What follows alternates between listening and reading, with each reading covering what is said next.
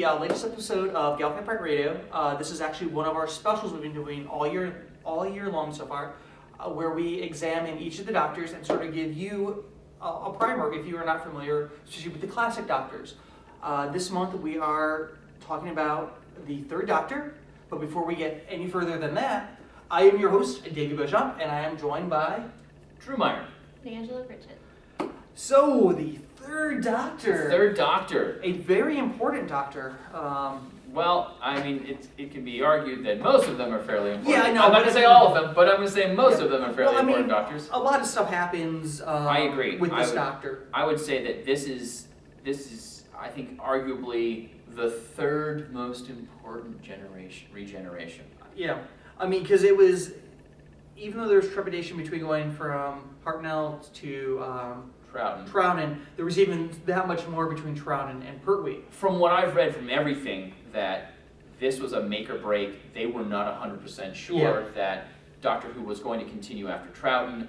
That's why, because they got cut, the reason that War Games, the ultimate Troughton episode, in no other ways than one, is so long, is they were going to do multiple stories. One of the stories fell through. They put it together and thought, this could very well be our last one. Let's answer some of those questions that never got answered. And of course, they threw in the Time Lords, and they threw in the Regenerations and the Sidrats and the Yeah. Wow. This was a tough one to even begin with. Well, let's start off with what we know about Jon Pertwee as the Third Doctor. So let me bring down a list of little interesting facts that we get, that sort of define this era. We have the first color episode of Doctor Who. Okay, so we have the Spearhead from Space. Yes, right? And I'll tell you, the special edition version of that DVD is incredible. The quality, I mean, it looks like it could have been filmed today. But they haven't done the Blu-ray has not been released, so they're actually fixing it up even further. But I mean, just the clarity and the quality is just like, wow. I mean, it never looked so good. Yeah. I'm really looking forward to seeing a Blu-ray rendition. During this era, we get the First Master. We get the First Master. Not the first season, though. We get into the second season. We get the First Master. We get our first anniversary episode of Doctor Who. Right. With the three Doctors. He's Earthbound. He's Earthbound. We get Quatermass Effect. We get a budget cutting. Yeah. We get Sarah Jane Smith. We get Sarah Jane Smith. We get Elizabeth Sladen as Sarah Jane Smith in the Time Warrior. Sorry, I'm getting a little verklempt because she's Sarah Jane. We get a much more physical Doctor with Venusian Akito. Yes. So the Venusian Akito, which is great because if you're going to compare Pertwee to any other fictional character, he's the James Bond of Doctor Who's. He is very much that. And it's even cooler to find out that in real life he was actually like an undercover secret spy. Yeah. Yeah, he was. He was for a brief time. We also get the first Betsy. Well, pretty much only Betsy. Yeah. Well, no, she came back in the Five Doctors.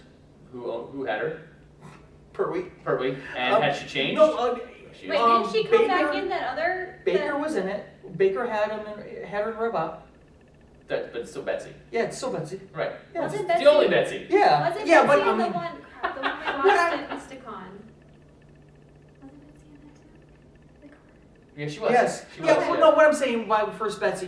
This is the era we get Betsy. We had That's what I mean by that. Then if we're going to make that argument, it's also the first era we get the Who-mobile. Right there. That very next thing, we get the Who-mobile, which actually Jon Pertwee bought with his own money. But with his own money, because Jon Pertwee liked his vehicles. He loved his gadgets, and he actually made sure it was street legal.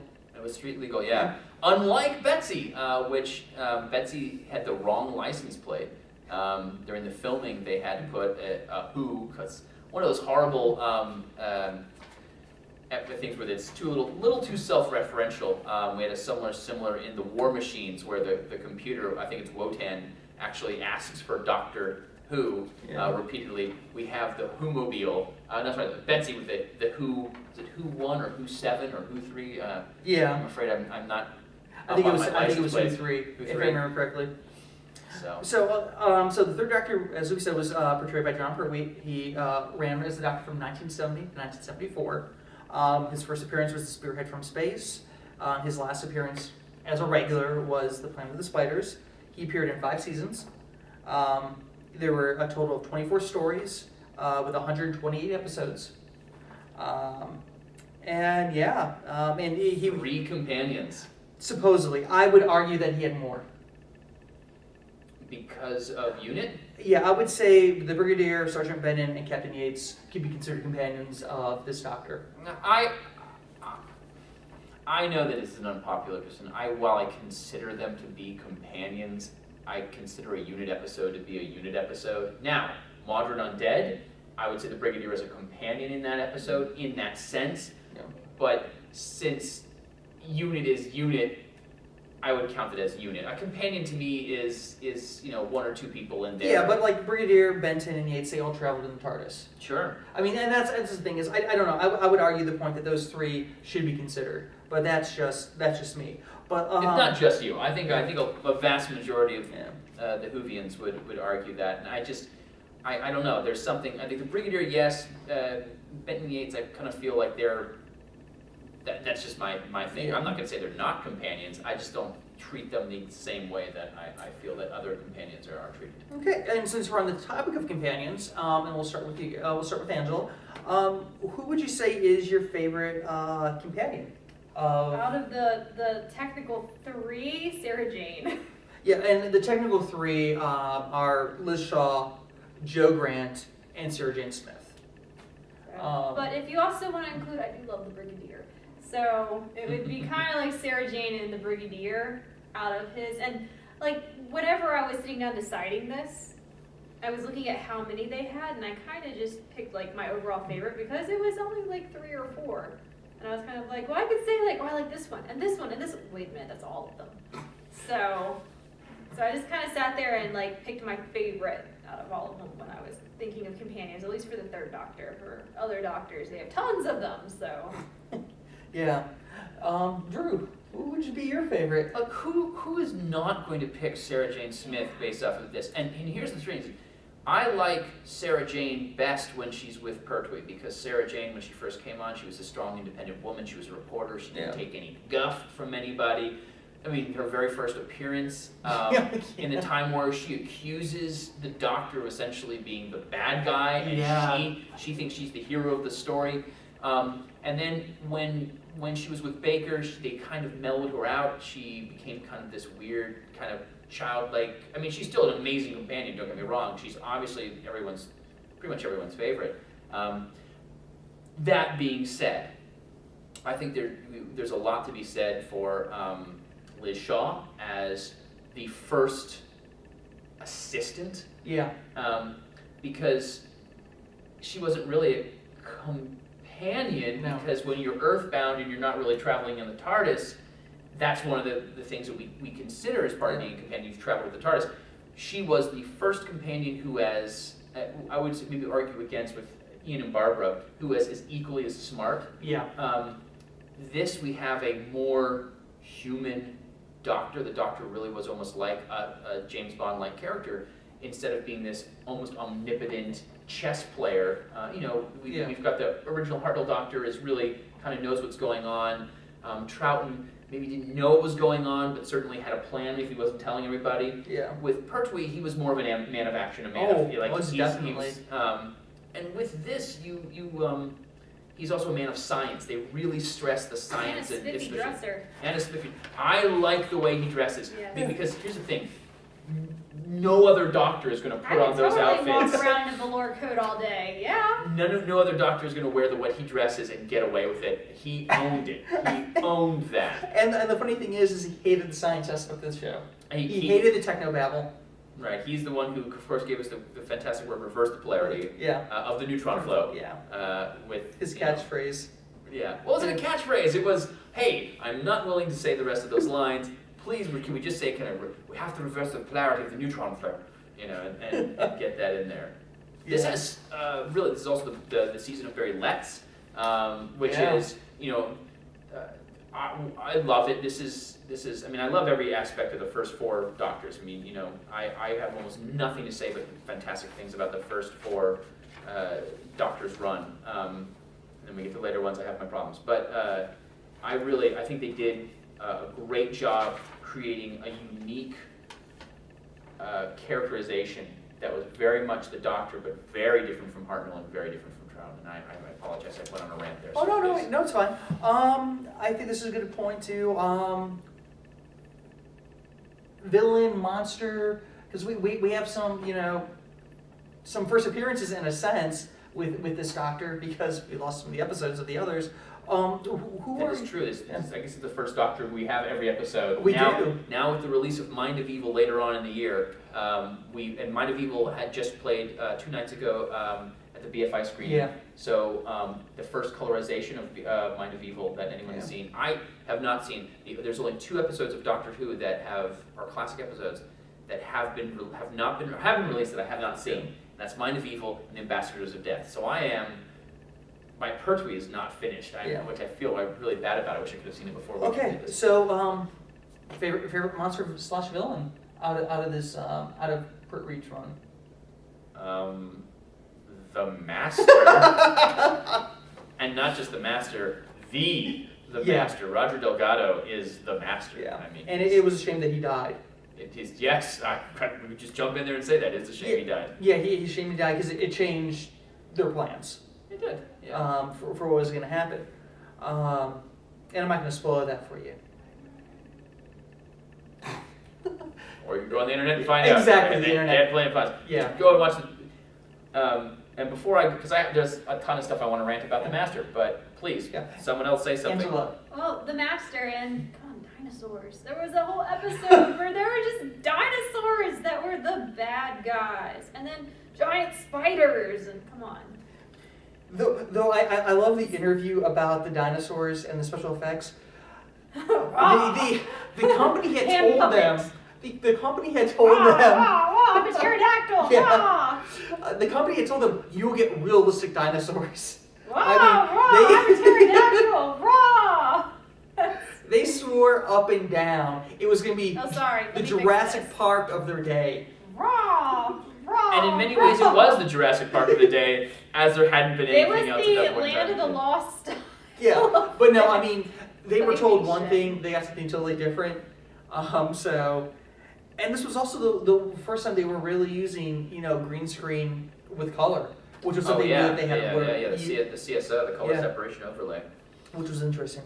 So I want to hear a little bit more about what you want to say about the Master. Well, I think it's a very interesting dynamic because, we get our first season, season 7 of Doctor Who is the first season of Pertwee, and it's arguably one of the greatest seasons in Doctor Who's history. With the introduction of the Spearhead from Space, with Inferno, with Doctor Who and the Silurians. It has that really unusual, because I think they said the production company wasn't 100% sure that Doctor Who was not part of the original title anyway, so it's Doctor Who and the Silurians is the official title of that one, and I believe is it Ambassador's Death is the third one in that one. I think so. And you've got some very mature, very interesting. This is one of the memory cheats, and my brain doesn't work. Is it Malcolm Hulke wrote Invasion of the Dinosaurs? It wasn't. I'm trying to remember who was the one who wrote Silurians, but there really is some fantastic stories. Inferno is a brilliant story, and it really holds up, and it's actually nerve-wracking. And talking about Inferno, this year we do get the special edition of Inferno, which I'm very, very excited about. I've actually held off buying the old version of Inferno just to get the special edition. I don't say this often, but I'm doing the exact same thing. I've had a chance to pick it up recently, and while I do want to get it eventually because we get different info text that changed the special edition, and I know, geeky, sorry, but Inferno is one of those ones that our local library system had a copy but was damaged, and so I watched the Inferno's first episode 3 or 4 times, and then the second episode on each just broke, and they said, well, we'll clean it, we'll fix it, and they sent it back. And eventually I had to actually get Netflix for a month just to get those discs and get them sent to me. I haven't still watched the special features, but the Inferno is a brilliant. And just a teaser for Inferno, it's the Mirror Mirror Doctor Who episode. I think it's the best way to say it. It's a perfect way of describing it, though I don't remember which one came first. Actually, Mirror Mirror came first. Okay. I did check that. Okay. Yeah, Mirror Mirror did happen first, then this one. My Star Trek information is next to nothing, so I don't have those. I was curious about who might have influenced too on that one. Yeah, and I don't consider the Silurians to be villains. but I just don't, because they're not. But the end of the episode 4 of Doctor Who and the Silurians, with the release of the Plague in London, talk about some serious guerrilla film work. They got out into the streets. People were not told there was a film. They just started throwing people to the, like, actors throwing to the ground, pretending that they were dying, caused some panics. Some pretty cool stuff. Oh, wow. You know, the reactions that you get from the bystanders and passersby really were fairly authentic. I think they got into some trouble with that, but. Okay. Anything else you want to say about monsters or villains or things like that? There's lots of fun ones. Well, I mean, it's great. But yeah, I think And they were in color.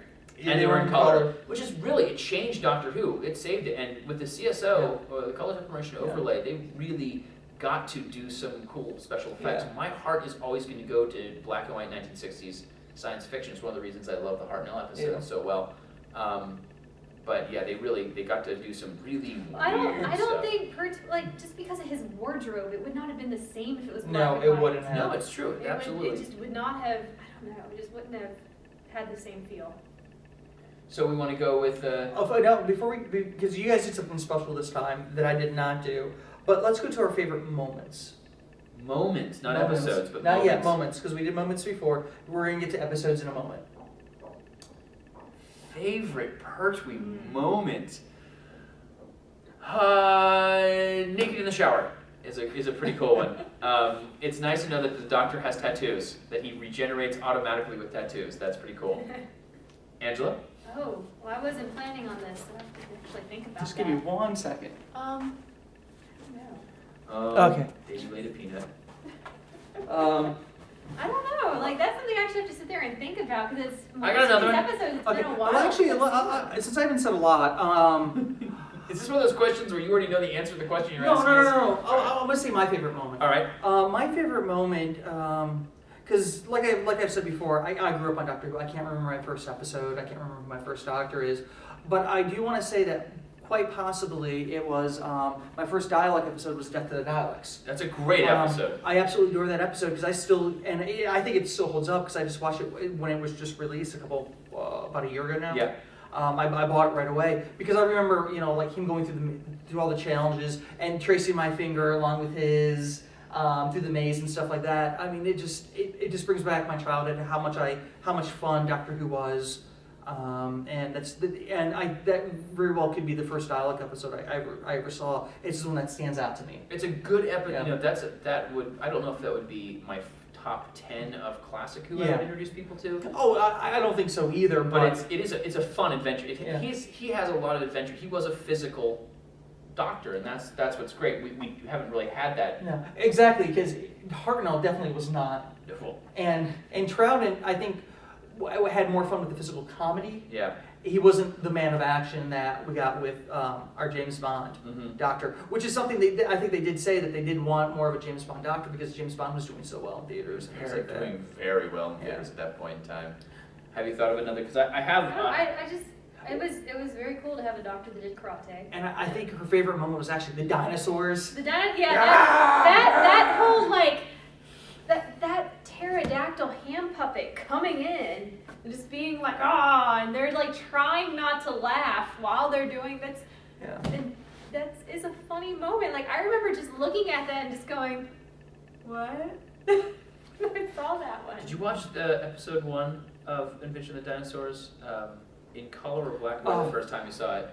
I watched it. It was on the DVD. They showed in black and white, but you can go back and switch it to color. So I actually saw it in black and white original. So did I. It's Yeah. gorgeous. Yeah, don't It's watch it so- in color. The it's so- colorization is terrible on that. But All right, if I'm you not buy gonna. the I- DVD, they automatically start. If you actually just play all, they start it in black and white. Yeah. They don't even worry about the color. Yeah. Oh, I'm well aware. I don't want to say that colorization is terrible. When you have a black and white episode and you have to pull the colorization out of it, they did a decent job. It's not as good as everything else.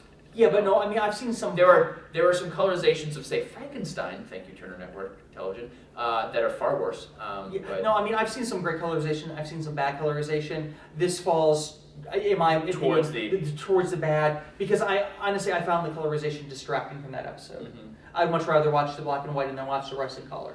That's just me. I will say when I originally saw it, I was like, wait a minute. because I saw the first episode first in black, and I was like, I thought this was in color. Sure. That was my first reaction. And I was like, I know this was in color. What's going on? Yeah. To move from that to just a favorite moment, Yeah. it needs a kind of a moment.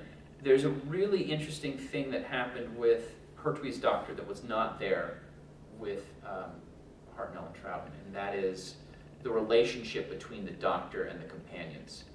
Hartnell is very much the grandfather. Yeah. And we see Ian and Barbara as companions, but in a way, it being a family show, it really feels like Susan is kind of the companion, and then you replace Susan, with you're the granddaughter, there's a grandparent-grandchild relationship there. You replace Susan with Vicky, there's a grandfather-granddaughter thing. Dodo, Polly, Ben. So anyway, there is certainly, Polly and Ben definitely change things up, but we don't have a lot of Polly and Ben, so it's really hard to talk about that. I haven't seen those. With Troughton, the relationship is very different. It's still, I don't want to say that Pertwee is the first sexual doctor, because I really don't think that they cast that in mind. We can look backwards, thank you, David Tennant. We can look back now and cast those, kind of project those on there. But Pertwee's relationship with his companions was definitely more personal. It wasn't quite so patronizing. Though don't get me wrong, he certainly was patronizing. He had his way of doing things.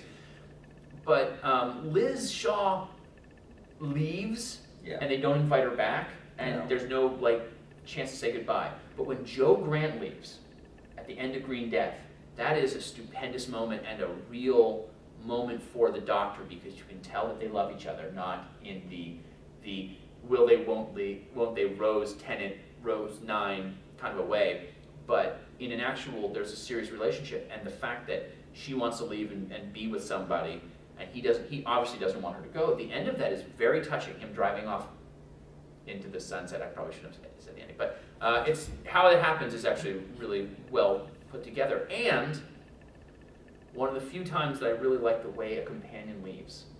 I felt that I believed that Joe was leaving for that reason. It's not, Dodo, go over there and do something. We'll never see Dodo again. Liz, you're going to go, oh, we're never going to see Liz again. Oh, I'm going to abandon you in a war-torn future. Bye, granddaughter. The companions kind of got some short shrift on this.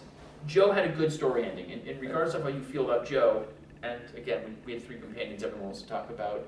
Liz Slayton, and they want to talk about Liz Shaw. Sorry, Sarah Jane and Liz Shaw. I think Joe Grant's not a bad character.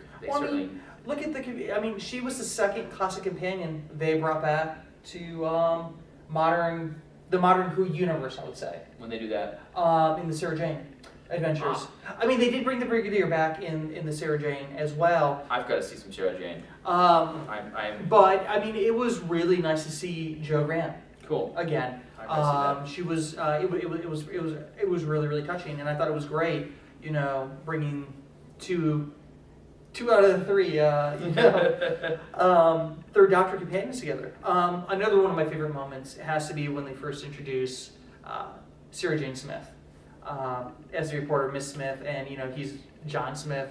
It was just I just love that first meeting of the 2 of them, and the fact later on in that serial, she accuses him of being the bad guy. I thought that was incredible. I thought that was amazing. Yeah, the Time Warrior is a really good episode. Iron Gron. And I'll be honest, another one of my favorite moments altogether is the 3 Doctors. The whole thing. Yeah, 3 Doctors is a superlative. It is. Episode. It really is very good. I also the end of Doctor Who and the Silurians, again, season 7, just absolutely brilliant.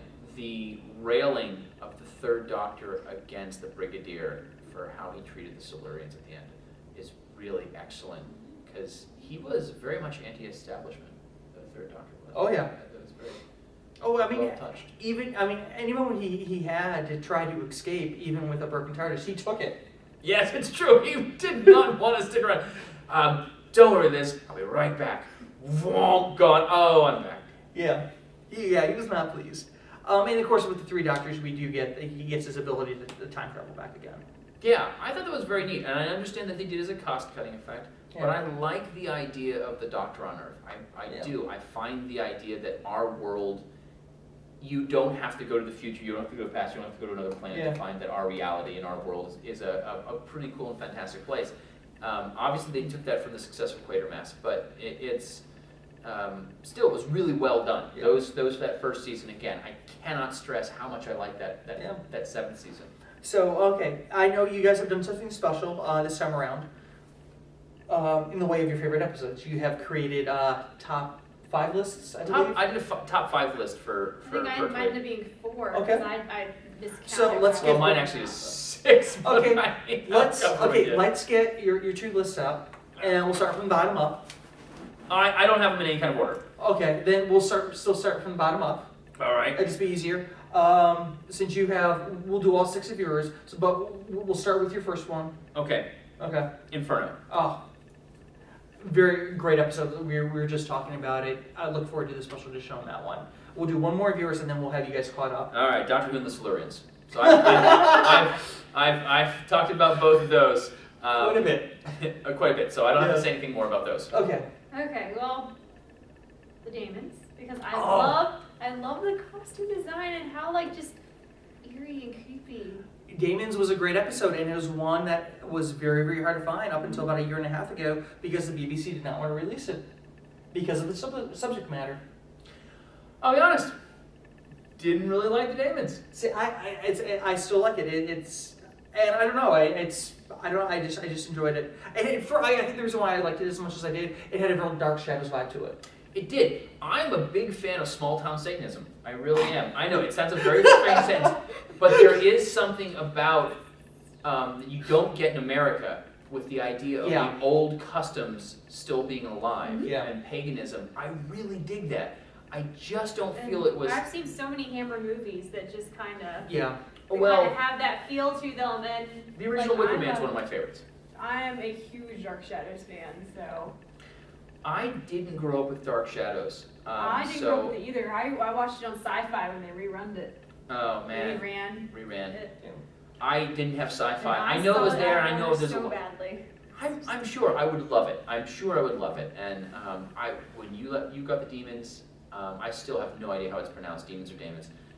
When you got it, you let me borrow it. I watched it, and I really, really wanted to like it more than I actually did. It's spelled D-A-E, so I figured that was day. But that yeah. whatever that letter is combined, I'm sorry. I even took linguistics, and I still don't remember how that's pronounced. It's just one of those moments. I think, is that Delgado's last episode of Doctor Who? No, it's not, because I it's think it's- Frontier in Space. Yeah. Frontier in Space and the Planet of the Daleks. Okay, Okay. gotcha, right. All So, your next one. right. Day of the Daleks. Day of the Daleks is, and I keep on forgetting Death and Day. Yeah. Day of the Daleks is the predecessor to Terminator, where the guerrillas from the future, not gorillas, but the soldiers from the future come back into the past to stop World War III from happening, and essentially we get out. It's a very wibbly-wobbly, timey-wimey, forgive the use of that new Who terminology, kind of episode. Really early on, I really dig that. And the reason I think I liked it so much was when I watched it with the original special effects, with the lack of Daleks and the lack of the Ogron, which are really Yeah, cool. I like I Ogron. would love to see the Ogron come back. I forget about them sometimes. But then I got to see, and forgive me for those of you out there who worked on this, you did an amazing job, a really good job, but adding the special effects, their own budget, putting together, getting original Daleks or making original Daleks, and coming back to the same estate and filming, they did to make the Menace Yeah. really work. It's a good story, and there's some great moments with Joe and Pertwee in there. Okay. Your next Okay, one. now my next one was actually one that I read before I saw it, because I had the Target books for it. Cool. And when I originally saw this, I think this was one of the ones I saw on VHS originally. And this was the Sea Devils. Mm-hmm. So, and I just remember, like, on the cover of the Target books, it just has a picture of one of them. And it looks really creepy, and you're just like, oh, cool. That's the one where Delgado's, or the Master's in jail. He's in Remember? jail and he's Yeah. watching the clackers, it used to come on Pinwheel all the time. The little claymation space guys were making weird noises and. But a lot of my first Third Doctor stuff was through the books, so. That's cool. I wish I could say that I have that. I have all the books. I have almost the entire run of Doctor Who in the book form, and I haven't gotten around to reading them yet. I really want to. I wish I had almost all of them. I got lucky. I hit a yard sale. They were a quarter a piece. I picked up 50 of them at one time. But enough about that. Yeah. The sword fight. Yeah. The sword fight in that one is one of my favorite moments, especially because obviously they worked for a whole day to film that sword fight, and they didn't want to waste the budget. So at the beginning of the next episode, they replay the entire sword fight. Yeah. I believe that one's the Sea Devils, and it's a good episode. The mind control, the Sea Devils are great characters. The costumes of the Sea Devils, the creatures themselves, cool.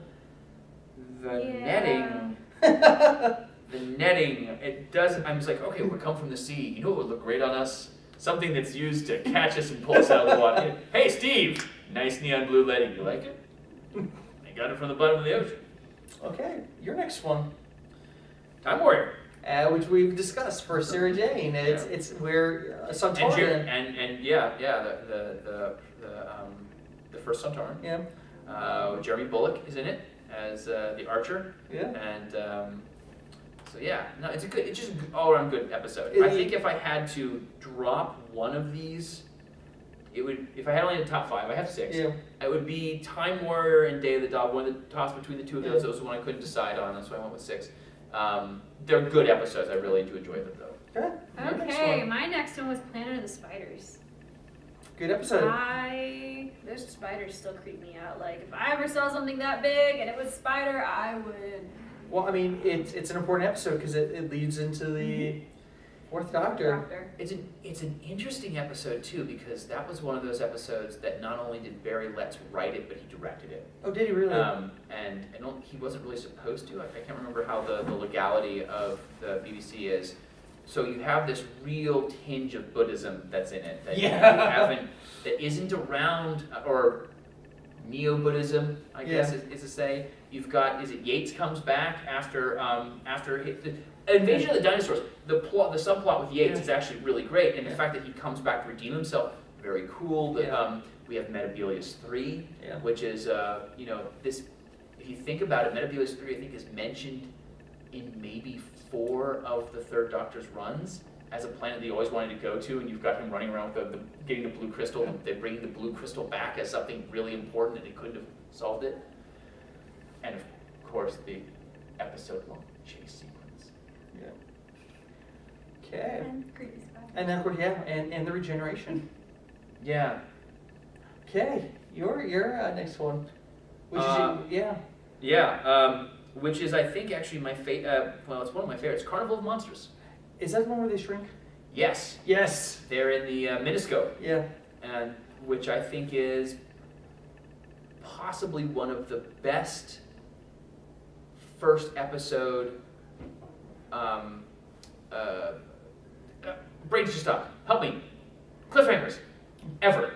Is the end of Carnival of Monsters. It helps that it's on Netflix, because that was the one that was, I think, the hardest to find for a while. Mm-hmm. It was one of the first ones released. But you're on, you think they've gone back in time, and then something really cool happens. I'm not going to spoil it for you, but isn't this also the one where they go up against a lock that's actually made out of wood and the sonic screwdriver won't work?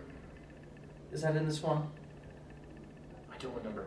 Okay, I don't remember. Because I'm pretty sure this is the one where he tries to use the sonic and nothing's happening, and it's because the lock or whatever it is, the door mechanism is made out of wood. I have to go back and watch that. And the sonic screwdriver, that definitely happens in a Pertwee Sarah Jane episode. Now that I think about it, this might have been the very first Pertwee I saw. Really? It's a good one. It's a good one. As a kid, because I just remember them being miniature. I just remember little things about it more so than some of the other. Well, it's episodes. not Sarah Jane, because it's Joe Graham with this one, because they run into the Drashig, which are the giant killer caterpillars, and that plays a very important part in Frontier in Space with Joe Grant's ability to fight off the Master's mind control powers. She summons her fear of the Drashig to help her. Now I'm gonna really have to watch out Pertwee's run to try to There's no reason not to watch all Yeah, of yeah, it. exactly. Yeah. Just to try to unravel my mind with some of these episodes. Okay, your next one. Invasion of the Dinosaurs. Invasion of the Yeah, Dinosaurs. I and of love course, that episode. when we did a Oh, GPR that's episode, sad. when they released that episode, When they released the DVD. yeah, wow, that was over a year and a half ago now, almost 2 years. Yeah. Yes, before that's you were on the show. Before I was on the Yeah. show. So I watched it after you guys, obviously. I really dig that episode. Obviously for the Yates, I like the idea of one of the member of units kind of being betrayer. Yeah, I wish I could remember who wrote that. I want to say it's a Malcolm Holt episode because he has a lot of cool. The bad guys aren't really bad guys. Like their motivation for bringing it's a stupid plan. We're going to invent a time machine to bring dinosaurs back from the past to the future so that we can. I don't know. I don't remember what the logic from it is, but the space arc is in there. The relationships are in there. The interpersonal play, the eco-friendly environmental. There's a lot of environmental stuff going on. Green Death and Invasion of the Dinosaurs being two huge ones. yeah, right. Malcolm. Malcolm Holt? Yeah. Okay. So, wow, we didn't. Claws of Axis. No one said Claws of Axis. That's interesting. Okay. Your next one. I don't Oh, Invasion. You had 4, Yeah. and I had 6. Okay. So, So your last one. my last one is The Three Doctors. Yeah, and I can't argue that at all. That's just a wonderful, wonderful episode. Yeah. I mean, it's got to make the list. It's And it's our first Omega, first Omega. who has come back time and time again, usually around the anniversary times. Oh God! So, all right, I didn't notice this. I feel so bad. I'm such a bad nerd. The Silence, Madame Kavarian's soldiers, they all have the Omega symbol on their clothes. I did not notice that. I had no clue, and it could mean anything. But I was watching it the other day and went, "Was that the Omega?" Oh, because we don't know who they're working for. We don't know. I mean, we could very well have Omega. I know you had mentioned this before. Yeah. You can't have a good. Well, I mean, obviously, if we're talking about Arc of Infinity, you can't have a good or bad one without Omega. But that's neither here nor there. Yeah. But yeah, I think Omega may very well still play a huge important part in Modern Who. So. Oh no, I agree, and I think it has to be involved with the question. All right, and that's all I'm really gonna say about that. It's just, damn you, Muffin! Yes. So, is there anything else really you want to say about Pertwee's run as the Third Doctor? Because I think we've really covered in detail, his run, what made him special, what made him stand out. Yeah, I just a couple of things. Yeah. If you have Netflix and you haven't watched Pertwee, both Spearhead from Space and Carnival of Monsters and The Three Doctors are on there. All right, that's really impressive when you consider that Colin Baker doesn't have a single episode on Netflix and Pertwee has 3. There's a reason for it. There are 3 excellent episodes. If you needed to watch classic Pertwee and you didn't want to go out and rent something, those 3 are excellent first starts with those. They really are good ones. If you like Spearhead from Space and you want to continue, I highly recommend Silurians and Inferno. Obviously, I can't recommend Ambassadors of Death as I have not seen it. I hear it's an amazing episode, but that's neither here nor there. But you can't go wrong with the ones that are available. Easiest, Netflix, instant access. Anything else you want to say? No, just go watch them if you haven't seen them. And if you haven't seen them and you just watched all this, yeah. You have a really good primer for, Sure. and a real good taste of the Third Doctor. And with us. please, if you're on Facebook or on our website, make sure that you write. If you watch it and you think, I can't believe you didn't put X episode on there, argue. I want to hear why. I certainly, I think I've given good reasons as to why I like those. There are other episodes I liked, but those are just the ones that I was Yeah, like, sure. Oh, I'm not saying I dislike them. It's not that I dislike Time Monster! But, all other 20 stories. damn it! So. Yeah. So. So, this is Gallifrey Pirate Radio signing off. Peace.